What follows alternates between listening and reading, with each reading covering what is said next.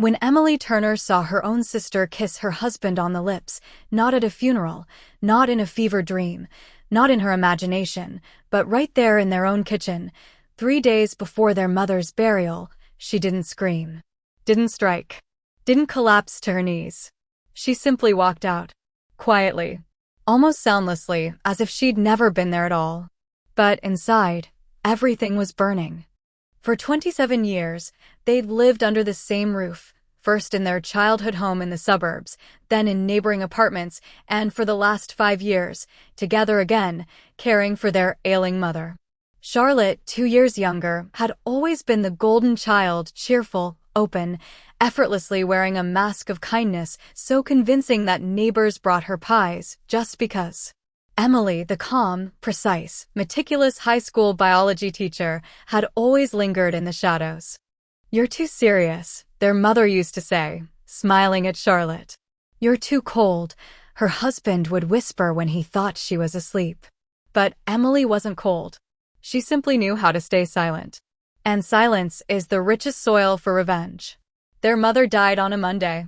That Friday morning, Emily stood by the kitchen window, watching the garden absorb the first drops of rain.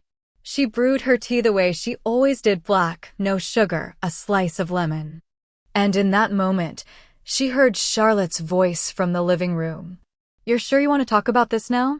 "I can't pretend anymore," Mark, her husband, replied. "I love you, Charlotte. I always have." Emily didn't move. Didn't even blink. Only her fingers gripped the cup a little tighter. The hot ceramic burned her skin, a sharp, almost therapeutic pain. She imagined that pain traveling into their bodies. Slowly, inevitably.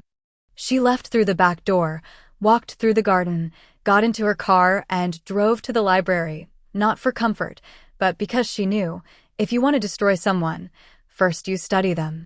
Then you give them everything they've ever wanted, right before you take it all away forever. Their mother's will was to be read the following Wednesday. Everyone knew the house would go to Emily. Their mother had said it often enough. "You've held us all together. You've earned your peace." But Charlotte always wanted more, not because she lacked anything, but because she couldn't bear seeing Emily possess what she did not. Emily knew this. Which is why, that very day, she went to the lawyer. "I need to give you something," she said, pulling an envelope from her bag. Inside was a letter, written by her mother just a month before her death, authentic, notarized, sealed. "Is this a revised will?" the attorney asked, surprised. "Yes." Mom changed her mind a week before she died. He skimmed the document. The house and savings, all to Charlotte. Everything. Emily would receive only old books and family photo albums. "But are you certain?" "Mom always wanted us to be close," Emily said softly. "Let Charlotte have what she's always craved." She left without waiting for questions. The funeral was held on a rainy day. Charlotte cried gracefully, restrained, like a scene from a film. Mark held her hand. Emily stood slightly apart, in a black coat, her face unmoved. People whispered, what strength, no one knew that inside her, a mechanism had already begun turning, precise as a Swiss watch. The next day, the attorney gathered the family. "I have a new will," he announced. Dated 1 week before Helen Turner's death. At first, Charlotte couldn't believe it. Then she leapt up, snatched the papers, and read aloud, her voice trembling with joy. "All property, including the house on Oak Street and bank accounts, I leave to my daughter Charlotte." Mark embraced her. Emily simply nodded. "Mom always loved you more." This must be a mistake," he exclaimed, but already smiling. "You deserve something." "I'll get exactly what I've earned," Emily replied. And she walked out.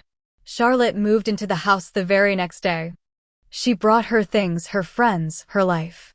Mark began spending more and more time there, helping with renovations, he claimed. Emily didn't object. She rented a modest apartment across town and took a new job at a private school where no one knew her or judged her. But at night, she wrote. Not a diary, no. A legally precise, dated, annotated record. Every day, who came, what they said, what they did. She photographed Mark's car parked outside every night. She screenshotted their public social media exchanges. She recorded conversations with neighbors. Oh, Charlotte's so sweet. But her sister, she's become so bitter. She was gathering evidence, not for court. Court meant noise. And she wanted silence. A quiet, perfect revenge. 2 months passed. One morning, Charlotte received a letter from the bank. Her account was frozen. Reason: suspected inheritance fraud. What? She shouted into the phone. That's impossible. I have the will. Yes, but an anonymous tip was filed, the manager replied. The previous primary heir claims the signature was forged. Who? We can't disclose the source. Charlotte slammed the phone down. Her face went pale. She knew Emily. Only Emily could have done this. She called Mark. He didn't answer. Again. And again. Then another call came from Emily's lawyer. My client has filed a petition to invalidate the will. There's reason to believe your mother lacked mental capacity when she signed it. Additionally, evidence suggests you, how shall I put it, manipulated her in her final weeks. That's a lie. Perhaps. But until we investigate, the house and accounts are frozen. Meanwhile, Mark grew nervous. His wife wasn't throwing scenes, and that terrified him more than anything. He tried talking to Emily, but she responded calmly, almost gently. You made your choice, Mark. I'm not angry. I'm just walking away. You planned this all along. No. I simply let you be yourself. He didn't understand. But he would soon. A week before the trial, Emily sent an anonymous letter to the local newspaper. Inside, a copy of the original will, a recording of Charlotte talking to their mother's nurse. Just give her something stronger. She won't last anyway. And a scanned receipt for a diamond ring, purchased 2 days before their mother's death. Paid for with funds from her account. Reporters were skeptical at first. But they checked. And they published, Heiress or Predator. How a sister stripped her mother bare. The article exploded through the town. Charlotte was recognized on the street. Shopkeepers stopped serving her. Even the barista at her favorite cafe pretended not to see her. Mark filed for divorce. No explanations. Just papers and a signature. In court, Emily sat calmly. She didn't look like a victor. She looked free. The judge reviewed the evidence, heard witnesses, and delivered his ruling. The will is void. All property reverts to the sole remaining first-degree heir, Emily Turner. Charlotte jumped to her feet. That's not fair. I took care of her. You took her ring 2 days before she died, the judge said evenly. And asked the nurse to speed things along. That's not care. That's exploitation. Charlotte broke down sobbing. But no one came to comfort her. A month later, Emily returned to the house. Everything was as it had been, only quieter. She arranged the books, placed the photo albums. Then she went to her mother's room and opened the jewelry box on the dresser. Inside was a letter. Not a forgery. Real. Her mother had written it a week before she died. Not for court. For her. Dear Emily, I know you'll stay silent, even if your heart shatters. You always do, quiet, strong, just. But don't let evil go unpunished. Not for revenge.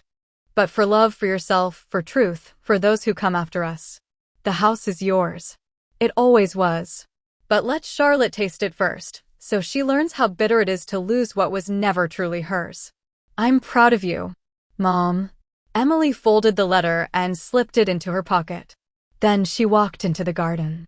No rain, just sun warming her face. She took a deep breath. Revenge isn't sweet. It's bitter, like medicine. But sometimes, it's the only way to survive. A year passed. Charlotte moved to another state. No one knew where.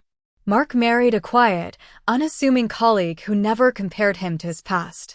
And Emily. Emily opened a small garden center. She taught on weekends. Sometimes students would ask how to grow roses. She always gave the same answer.